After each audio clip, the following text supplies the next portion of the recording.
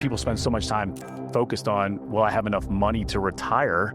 And they think about where they're going to be at financially in retirement. They don't spend any time thinking about, who do I want to retire with? Who do I want to spend time with? Derek Coburn is an entrepreneur, community builder, and author of Let's Retire Retirement. He built and sold a thriving financial advisory practice, co-founded Cadre, a premier network for top entrepreneurs, and now challenges the way we think about success and retirement, showing people how to design lives so rich they'll never want to retire from them. I would say, what do you want to do when you retire? And they would say, I want to travel the world with my spouse. And the couple, they're sitting right here in front of me. And I would say, wonderful. When was the last time you two went out on a date?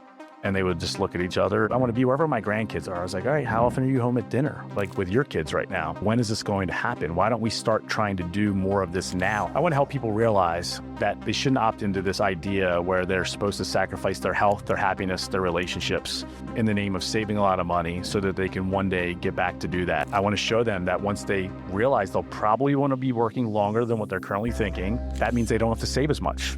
And then that means they have more money and more time they get to spend on the people and things that are most important to them right now. I share a story called A Tale of Two Tonys in my book about a guy who's 45. He meets with his financial advisor, and his financial advisor says, what age do you want to retire? And he's like, I don't know. It's like, well, how about 65? Because that's the age that everyone else picks. And he's like, okay, that works for me. This is, by the way, this is how it usually goes. 65 was first deemed like the official retirement age in 1889, and when life expectancy was 65.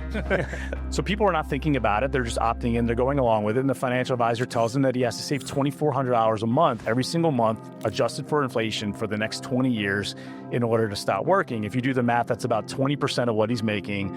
And that's a non-starter for most people. In this alternate universe, Tony's wife says to him, oh, you said that you wanted to stop at 65, but you kind of like what you do and you like the people that you do it with. And even if you're not going to be doing that same work, I can't imagine that you're going to just sit around the house and not do anything. He's like, you know what, you're right. She's like, I think you'll probably work until at least you're 75 years old. So Tony calls the financial advisor up and he says, you know what, like, can we make the age 75 instead of 65? And the number that Tony has to save on a monthly basis goes from $2,400 a month to